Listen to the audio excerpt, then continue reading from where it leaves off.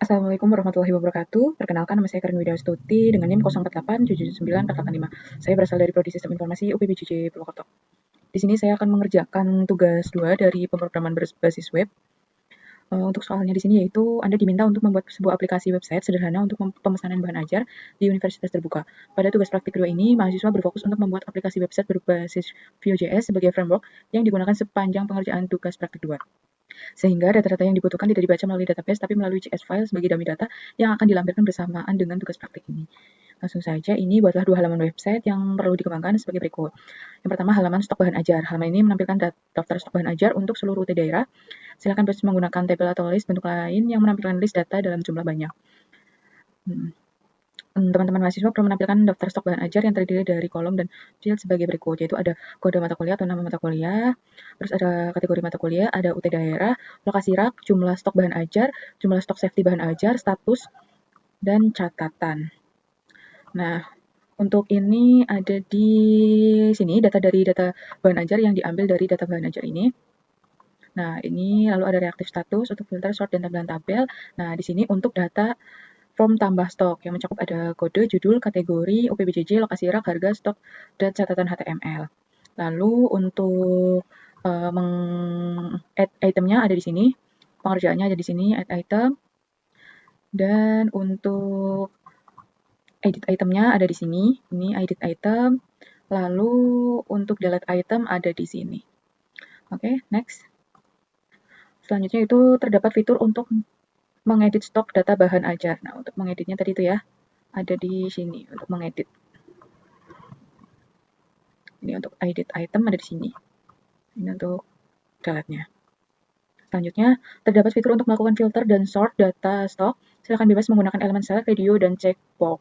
Oke, di sini langsung aja kita buat login. Kita coba login masuk.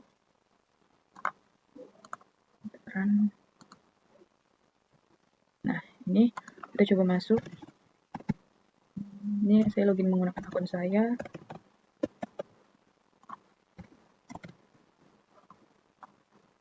Nah, ini kita sudah berhasil untuk login.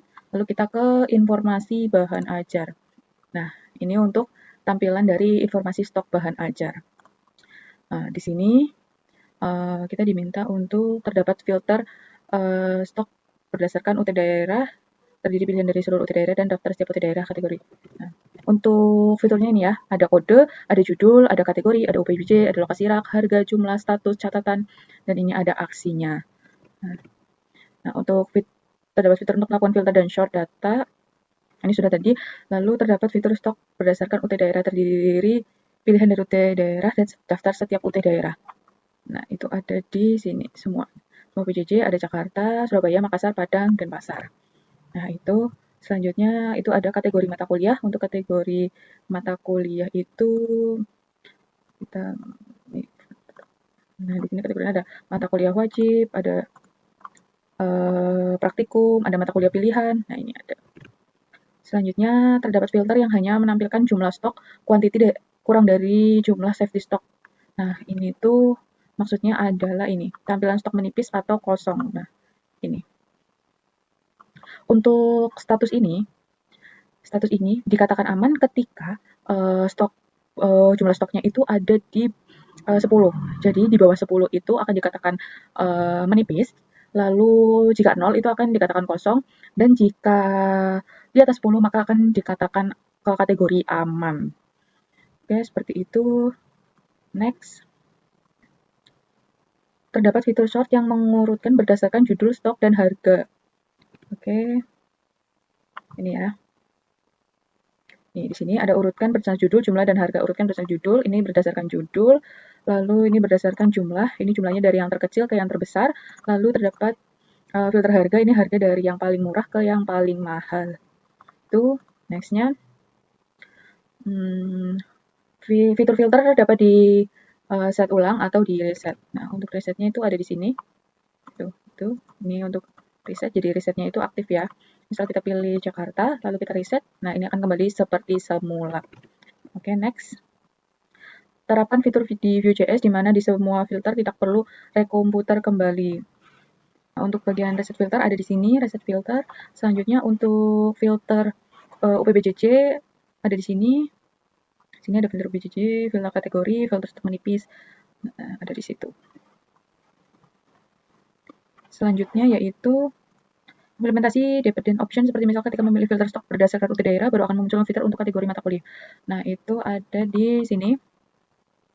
Di sini ketika UPBJJ-nya tidak dipilih, maka ini tidak akan muncul. Tapi ketika kita memilih Jakarta, di sini semua kategorinya akan muncul, mata kuliah wajib atau dan lain-lain. Itu next-nya yaitu menampilkan status dari stok bahan ajar, memberikan status aman dengan menggunakan simbol yang memberikan tanda yang memberikan kesan aman ataupun teks warna hijau, memberikan status menipis, memberikan status kosong. Itu yang sudah saya jelaskan tadi. Ini kita reset dulu. Nah, ini memberikan status aman, menipis, dan kosong ketika jumlahnya itu 0 akan kosong, menipis ketika di bawah 10, dan aman ketika di atas 10. Nah, untuk codingannya sendiri ada di sini nih. Ada di sini.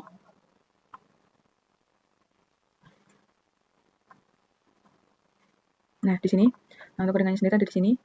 Ini untuk mengetahui status kosong, menipis, dan aman. Oke, selanjutnya terdapat fitur untuk menambahkan data bahan ajar baru melalui formulir kecil dan melakukan validasi sederhana untuk setiap data field. Oke, langsung saja kita coba nih untuk menambahkan bahan ajar. Di sini kita coba masukkan mata kuliah MSIM 4408. Judulnya Etika Profesi. Kategorinya mata kuliah wajib. Di sini UPBJJ-nya pakai Jakarta. Di sini harganya rok raknya ada ini harganya di jumlahnya ini kita masukkan jumlah 11. Ini catatan opsional aja, langsung kita simpan. Nah, ini berhasil data bahan ajar ditambahkan. Ini sudah ditambahkan di 3 profesi MSIM 4408. Kategorinya MK wajib, UPBJJ-nya Jakarta, lokasi raknya di R1A1, harganya 60.000, jumlahnya 11. Nah, statusnya ini aman.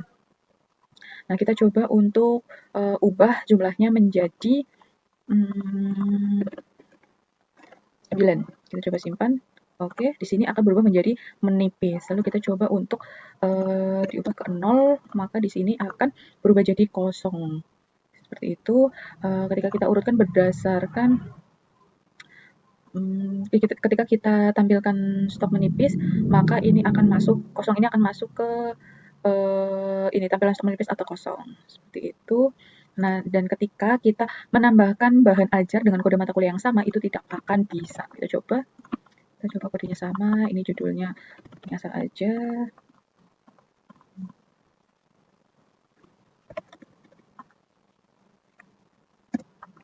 Nah, ini kita coba simpan. Nah, ini gagal, kode sudah terdaftar karena kode ini tidak boleh sama. Ini ada di sini, cek kode duplikat. Nah, ini. Itu ketika kodenya sama, itu akan muncul gagal kode sudah terdaftar. Itu. Nah, itu untuk fitur menambahkan data bacaan baru melalui formulir kecil. Selanjutnya yaitu ke tracking delivery order.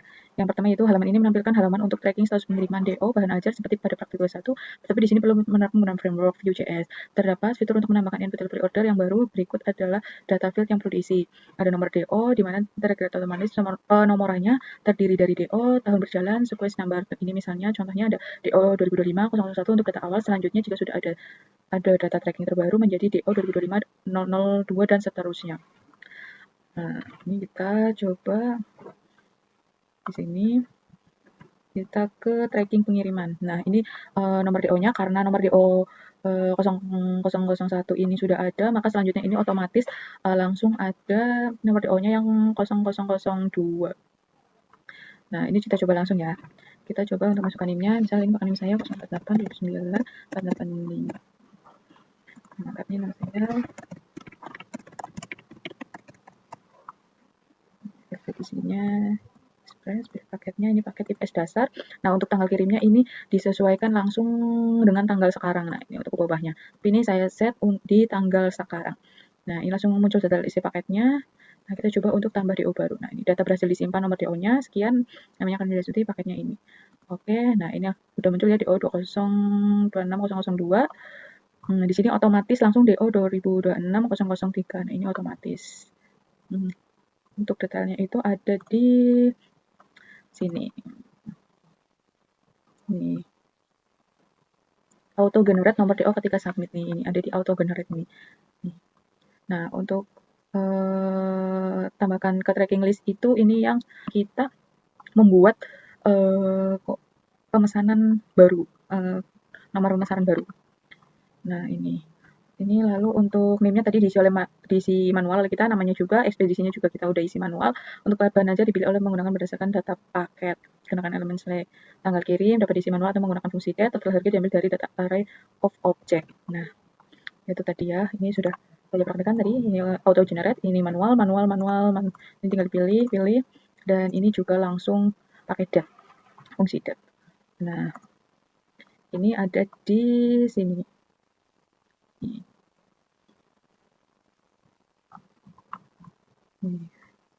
Ada di sini. Ini waktunya pakai nyudah. Oke, sudah. Mungkin itu saja untuk tugas 2 dari saya. Kurang lebihnya mohon maaf. Wassalamualaikum warahmatullahi wabarakatuh.